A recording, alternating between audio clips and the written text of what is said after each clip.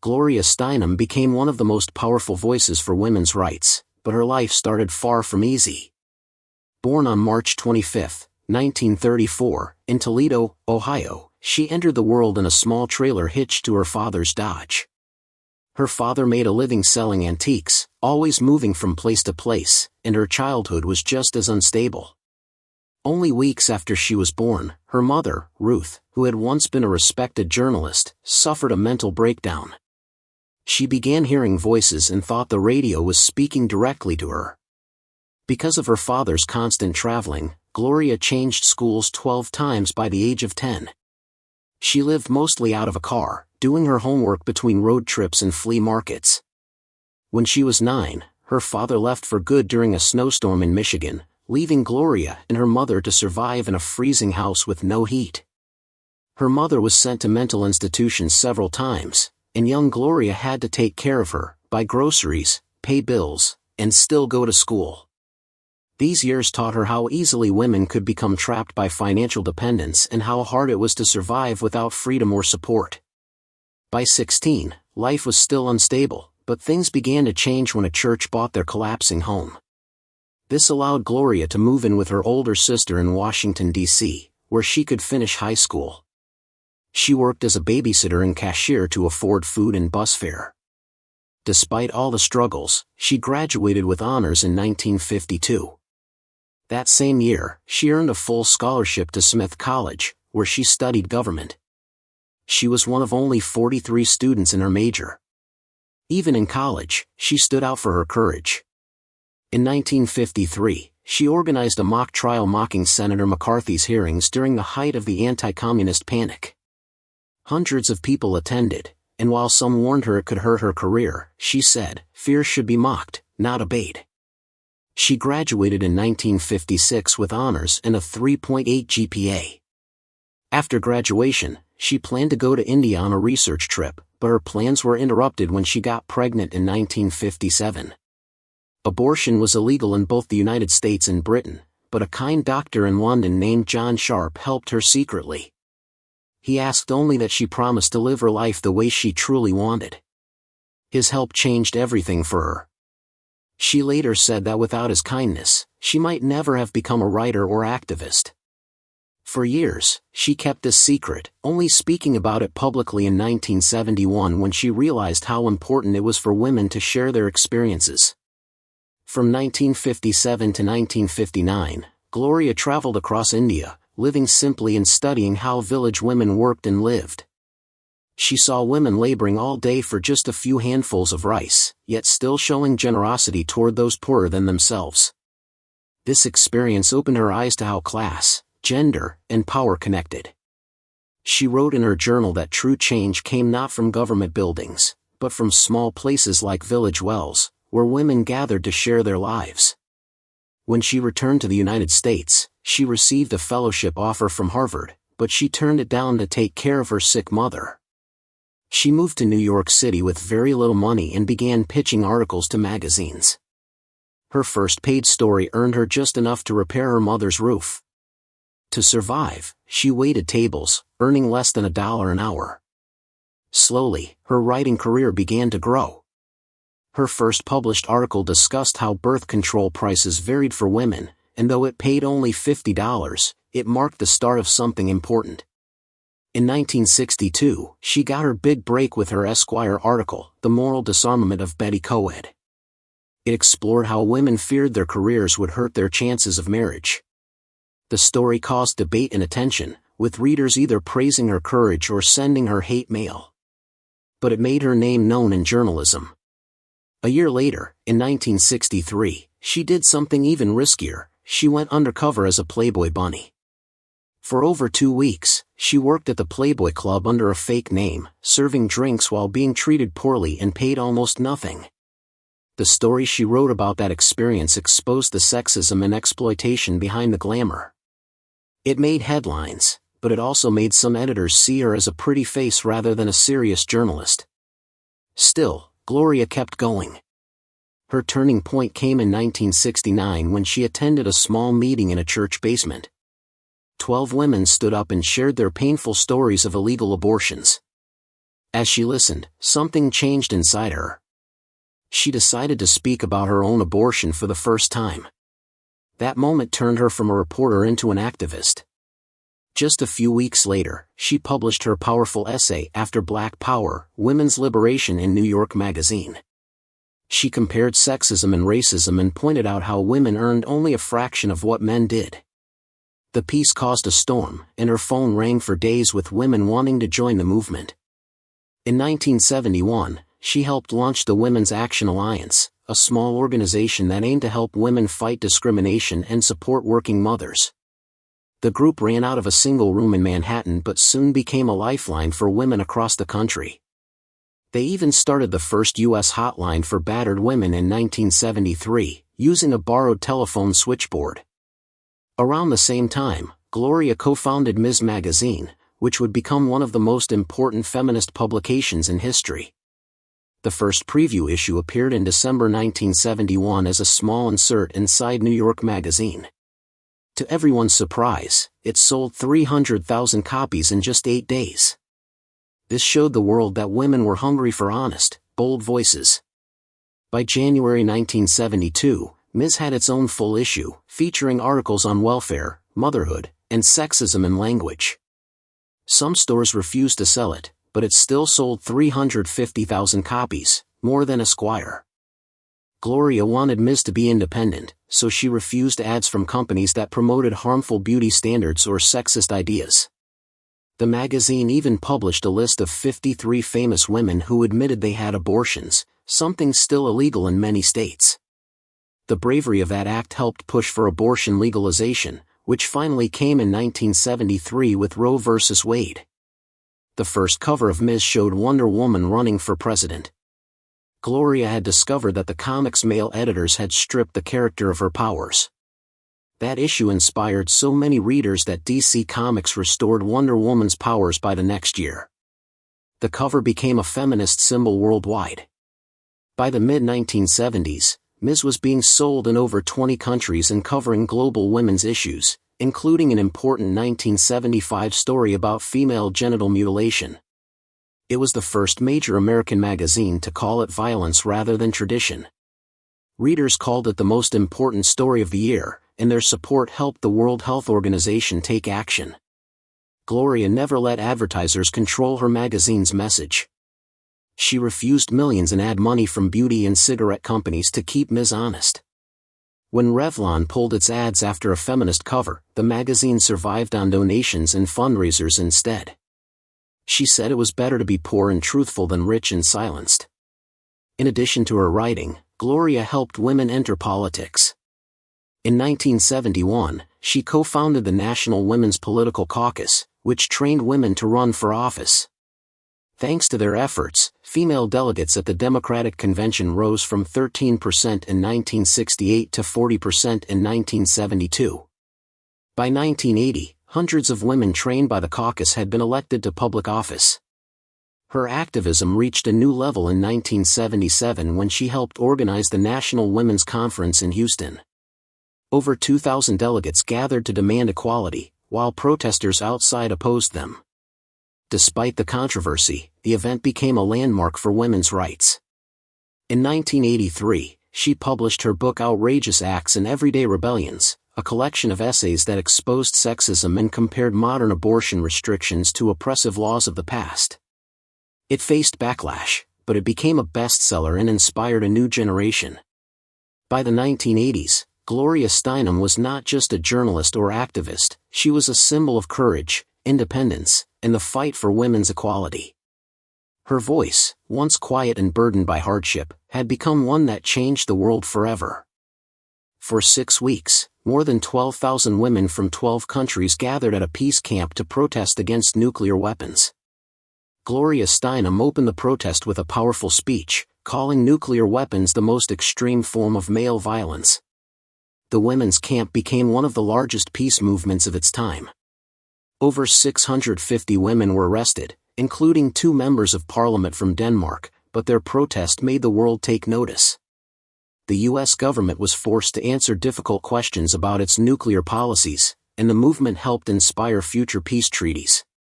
During the same decade, Gloria became a leading voice in another national debate, pornography. In November 1983, she testified before the U.S. Senate, explaining how pornography encouraged real-world violence against women. Her words influenced the Mies Report in 1984 and helped shape a proposed law in 1986, even though it didn't pass. Her testimony changed how lawmakers and the public viewed sexual exploitation and media responsibility. In 2013, President Barack Obama awarded Gloria Steinem the Presidential Medal of Freedom, calling her a woman who turned outrage into action and reshaped the nation's moral compass. The award honored her lifelong fight for equality, justice, and truth, not just the famous battles, but the quiet struggles behind them. For decades, Gloria was famous for saying, "A woman needs a man like a fish needs a bicycle." That's why everyone was surprised when, at the age of 66, she got married. On September 3, 2000, she married David Bale, a South African-born businessman who was also actor Christian Bale's father. The ceremony took place at the home of Cherokee Chief Wilma Mankiller in Oklahoma. Instead of calling each other husband and wife, they chose the term partners. They lived separately in New York and Los Angeles and kept their finances independent. Gloria kept her last name. Sadly, just over 3 years later, David Bale passed away from brain lymphoma in December 2003. Gloria later called their marriage the happiest political act of my life. Many people couldn't believe she had decided to marry after all her years of independence, but to her, it proved that love and freedom could exist together, that age and tradition didn't have to define happiness. In 2015, Gloria revealed something she had hidden for more than 80 years. In her memoir My Life on the Road, she shared that when she was about 9 years old, she was sexually touched by people who were supposed to be trusted family friends. Her father was an antique dealer, and they moved from place to place constantly. That experience, she said, made her realize how silent and hidden violence could be. For decades she fought publicly for women's safety but had never talked about her own trauma. She admitted that even as an adult she often slept with the lights on because darkness reminded her of that fear. Her honesty helped readers understand that her activism wasn't just political, it was personal, born from pain and survival. In the 1980s, Gloria entered a quiet but meaningful relationship with Franklin A. Thomas, the first black president of the Ford Foundation. They met while working on civil rights projects and stayed together for about 10 years. They lived in separate homes, hers in Manhattan, his in Brooklyn, and never felt the need to marry. Gloria also had relationships with Olympian Rafer Johnson, filmmaker Mike Nichols, and later media owner Mort Zuckerman. About Zuckerman, she once said it was a time of gold-plated loneliness. Through all her relationships, Gloria proved that love doesn't have to mean giving up independence. She showed that intimacy could exist alongside freedom. Franklin's children affectionately called her Glow, a nickname that stayed with her. In 1986, when Gloria was 52, doctors found a lump in her breast. It was cancer. She decided to undergo a lumpectomy followed by 6 weeks of radiation therapy, which was a fairly new treatment at the time. She spoke openly about her experience, the exhaustion, the fear, the hair loss, and wanted others to see that even strong leaders can get sick. Her openness helped remove stigma around illness. She also campaigned for better healthcare for low-income women, and her efforts helped lead to a 1990 law that expanded access to free cancer screenings. Gloria turned her personal challenge into public progress, reminding women that strength also means caring for themselves. In 1992, she published a powerful book called Revolution from Within. It was nearly 600 pages long and focused on self-esteem and inner power.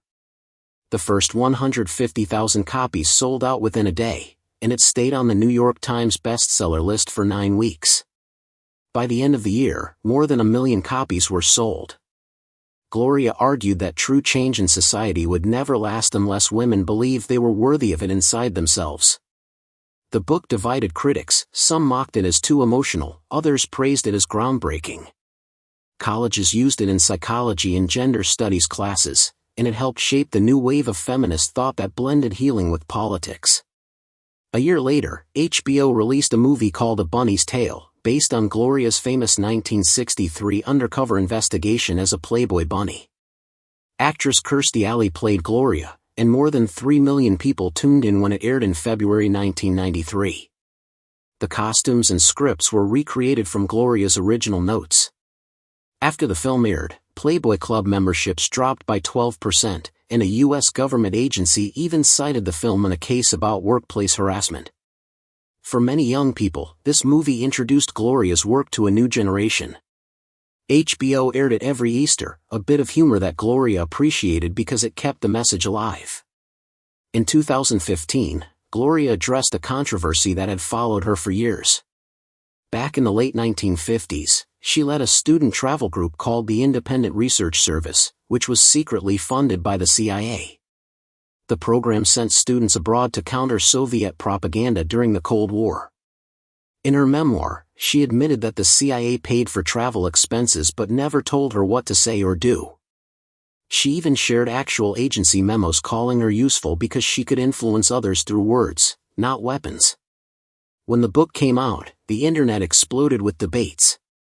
Some accused her of being naive, while others said she cleverly used the system to spread peace. The book's sales skyrocketed, and Gloria's story became even more global. On October 17, 2005, Gloria teamed up with Jane Fonda and Robin Morgan to launch the Women's Media Center in New York. Their goal was to give women more power and visibility in media. They started with $3 million in funding and created a database called SheSource, listing female experts for journalists to contact. Their first major study revealed that only 22% of front-page stories were written by women. A decade later, that number had grown to 38%. The organization also held media training for over 12,000 women and successfully pressured networks to apologize for sexist coverage.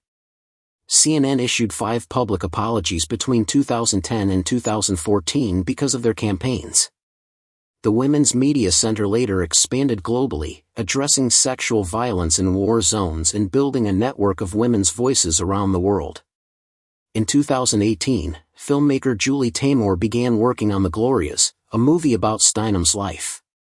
Gloria helped review factual details but gave creative freedom to the filmmakers. She corrected more than 140 small historical details during production, from the colors of campaign buttons to the layout of protest banners. The movie premiered at the Sundance Film Festival on January 26, 2020, and despite the pandemic disrupting its theater release, it reached over 1.8 million households through streaming. Gloria said her favorite scene was the recreation of the 1970 Women's Strike for Equality March, 300 extras matching the original crowd. The film introduced her story to a new, younger audience around the world. Even at 91, Gloria Steinem continues to inspire. On April 12, 2025, she gave the closing speech at the Jubilee Conference in New York, attended by more than 1,200 people. She spoke about feminism as the longest revolution and called for the movement to include climate justice. She reminded everyone that 80% of climate refugees are women, yet they hold only 15% of leadership roles in environmental policy. She ended her speech by saying, "Dance more. Joy is the most subversive act," and the crowd erupted in applause. Afterward, she was presented with a timeline showing all the victories from Ms. Magazine's birth in 1972 to the present. Holding it up, she said, "History isn't a straight line. It's a spiral we climb together." The speech went viral, watched more than 600,000 times in 2 days. After Roe v. Wade was overturned in 2022, Gloria used her social media platforms to continue the fight. Even from her Manhattan apartment, she reached millions online.